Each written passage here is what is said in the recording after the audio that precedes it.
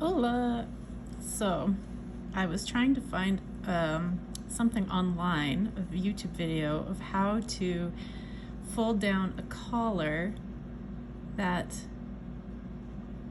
isn't done at the beginning when you're knitting them together and then continuing on with the sweater, or that doesn't have like a distinct edge for you to be merging. So this goes from a rib to a brioche, and my tension is quite loose. I'm a loose knitter. So my issue was how to sew this so that it wouldn't A, show, B, hang strange with the gaps of the brioche where it continues on. So I'm just going to show you what I've been doing, and I don't know if this has been done before or this is what's been said, but I was trying to figure out a way to kind of Kitchener stitch, but if I did the Kitchener stitch it would be too loose of a neck because my sweater is quite extra large. I'll zoom out in a bit and show you how stretchy it is.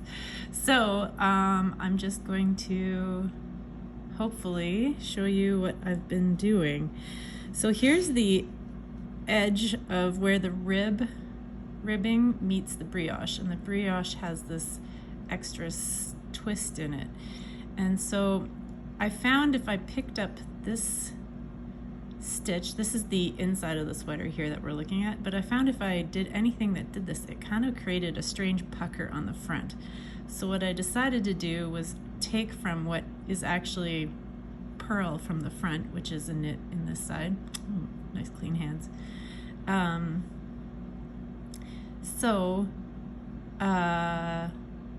What I've been doing is kind of making a bit of a merge of a Kitchener stitch and skipping. So this here is a purl from this angle, but on the inside it's a knit stitch, and so the knit stitch is actually meeting up with this purl on this side because it's inside out. Like, I don't know if we can see it. So it's like knit continuously here, continuously down that way, but on the inside that is a purl. Okay, so bear with me and follow along. So what I've been doing is, see this first purl stitch that has these two, I've been following up that thread and then doing this stitch. So I'm going in through the beginning of that stitch, and yeah, if there's something already like this online, definitely link it to me because I have not been able to find anything,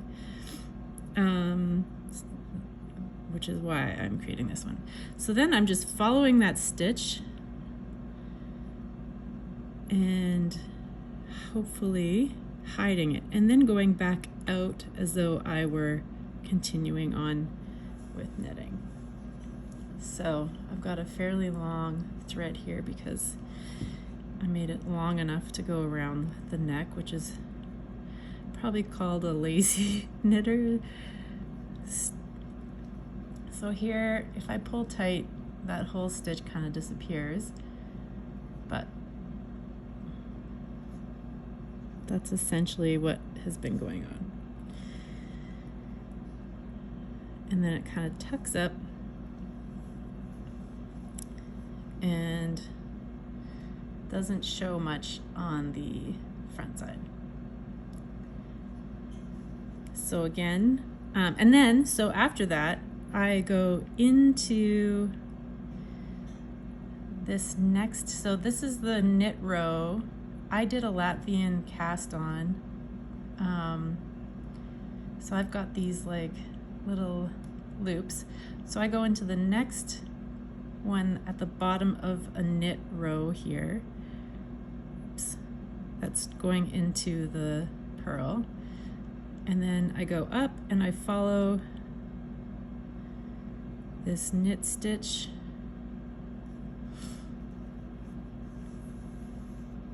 suppose I should have done that more step by step, but essentially I went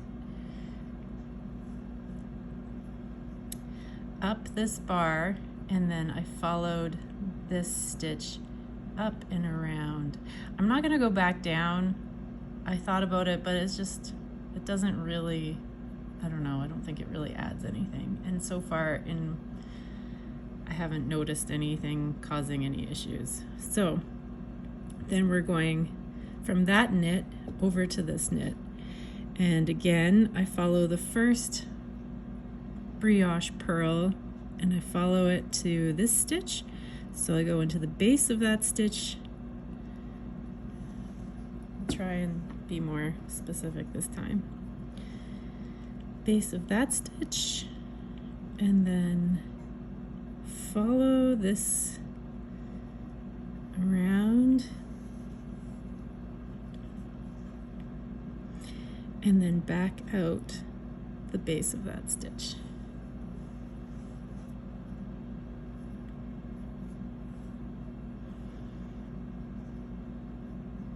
And give it a little tug. Again, you can't really see what's going on the front, and it's not affecting the sweater. So again, to follow my next stitch, I am going in that bar that is to the left of this knit stitch, and then I'll go up it. Here, I'll go step by step.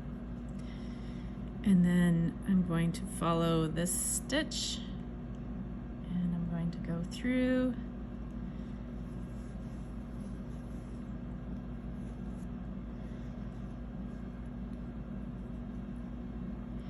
And then go to the next brioche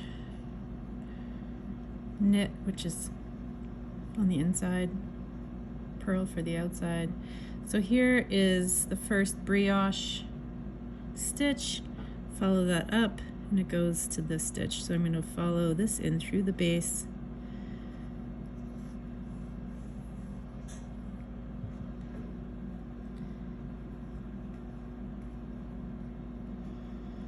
and then follow that through its little loop here, and then back up through its base.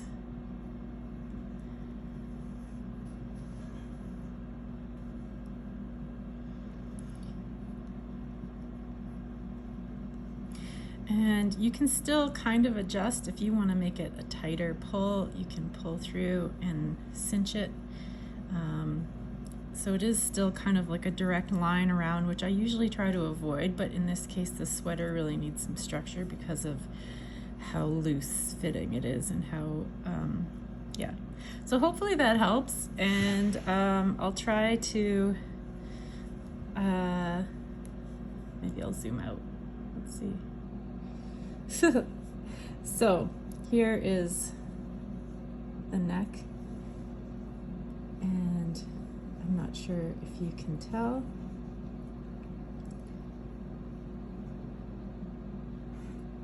but it does keep the flow of the neck. I mean, I've got some mistakes here. I'm gonna try and patch that up.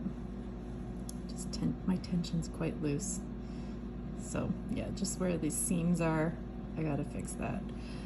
But otherwise, it doesn't really negatively affect the anterior surface of the sweater. So yeah, thank you. Hopefully I can post you a picture or a video of the sweater later. This is the Maybe Forever sweater by Kudavakika, aka Veronica Lindberg.